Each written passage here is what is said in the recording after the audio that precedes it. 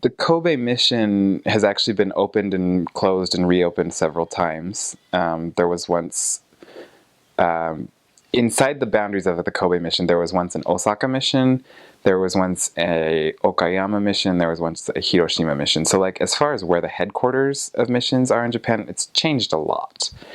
And I actually got there just a few months after the Hiroshima mission had closed and those missions had merged. So when I got there, a lot of the mission, like, there was kind of like this distinction of class between Kobe missionaries and former Hiroshima missionaries, and the Hiroshima missionaries were still kind of catching up on how the mission was different. As far as like what would make it different, so I would think that the two Tokyo missions are probably the ones that have the most missionaries in Japan, because that's where the biggest population is. The biggest difference between the Kansai region that covers the Kobe mission and Tokyo would be, I would say, food and language.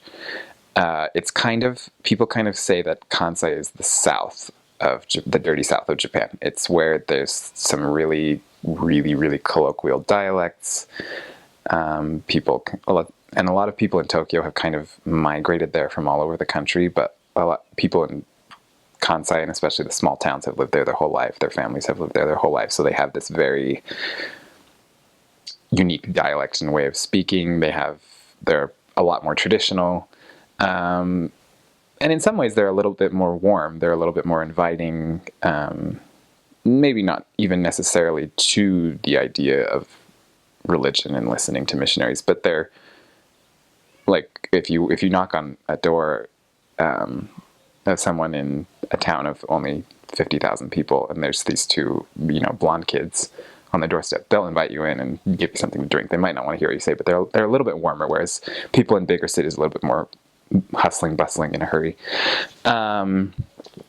It is, of course, the vast majority of the mission is Japanese, and the whole nation in general just doesn't have a lot of immigrants, but you'd be surprised. As missionaries, you just kind of run into them a lot. I feel like on a mission, you kind of turn over the rocks that nobody else ever notices. So there's one area in the mission that used to have a Portuguese-speaking branch, because there's a lot of Brazilians that live there. I think because of there's certain factories there that hire people from Brazil. There's actually a decent number of Brazilians kind of in little pockets here and there throughout the mission. There was one area I served in where there were lots of people from the Philippines, and I actually taught I think I taught people from Peru and from Nepal. And then also in Kobe in particular, there's several universities, and there are just lots and lots of foreign exchange students from China. And that was actually, so my first two transfers were actually in the mission home.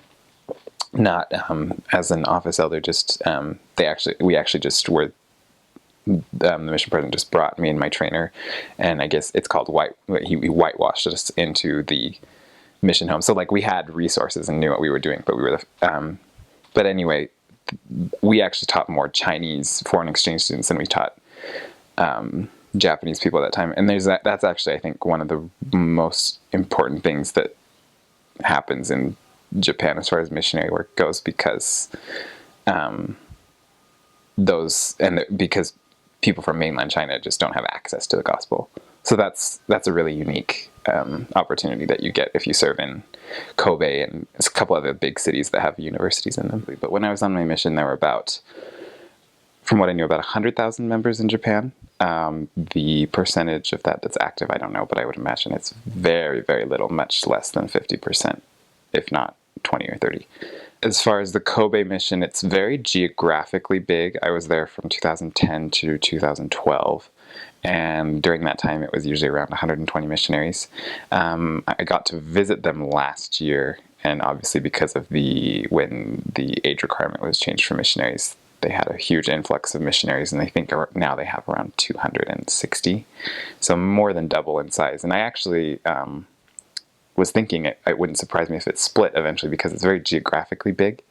It goes from, so I guess Kobe is pretty much the most eastern part of the mission, and then it goes west all the way to I guess Shimane-ken. So there's an area called Yonago that's I think, and actually Izumo I think is the most western part, but it's, I think, possibly the geographically the biggest mission in Japan. That, or maybe Sapporo, I'm not sure, but it's pretty big. So there's a really big variety of big cities and very, very small country towns in the mission. And so there are how many stakes? I think 5 stakes in the mission. And each of those are made up of about 4 to 6, probably 4 to 8 wards. And those usually have about, I would say on average, anywhere from like 60 to 100 people attending.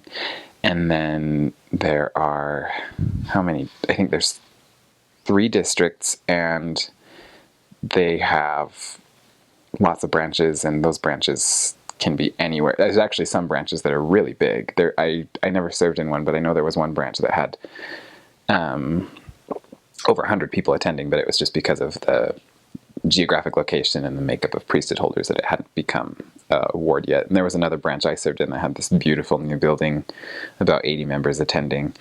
But I also served in a branch that had about 3 members attend every week. So there's a really, really big variety as far as membership goes. As far as the religious background of Japan, it's I guess like the answer you'd find in a textbook is that it's Shinto and Buddhist, but really Japan, I would say, is agnostic. If you ask people about religion in Japan, they will say, I'm Buddhist, which honestly just means that they're Japanese. They are traditional. They have a shrine for their ancestors in their home, if they're the oldest son, that there are certain holidays where there are certain rituals attached to your ancestors. And it's not, I don't think it's that people don't believe in it. I think they do, and it's important. And I think they're great traditions, and there's actually a lot of truth to them. But it doesn't really affect their lives like Christianity does, and especially like our faith does. It's much more just, this is how it's always been, so this is how we do it. It's honestly, to me, it's more similar to how we as Americans, like, when we want to move into a house and we want to buy a car and we want to have a job and we want to have a white picket fence. That's just the tradition. So when you ask someone to believe in a God who is all-seeing, all-knowing, knows us individually, who expects certain things of us, wants us to keep commandments, live our lives a certain way, it's completely foreign. It's very, very different for them, and difficult to understand, I think. So for that reason, and that doesn't mean that there aren't prepared people in Japan. They are everywhere. There are people who are ready to hear the gospel and who need that kind of religion in their lives. But it's foreign. So for a lot of people, I think it takes a lot of explanation, kind of, I guess, just holding their hand through the process that, once you believe in God, he expects this of you, and it's for your better good. And it's not just a club you join that makes you feel good every now and then. I served my first 2 transfers in Kobe, and then I actually served in 7 areas. And then as far as big cities go, I served my 3rd transfer in Osaka, which is the biggest city in the mission. And then I also served in Himeji, which is about 500,000 people. And also in Nara, which is a really big tourist destination, has about 500,000 people as well. So those were probably the 4 big cities I served, and everything else was very rural.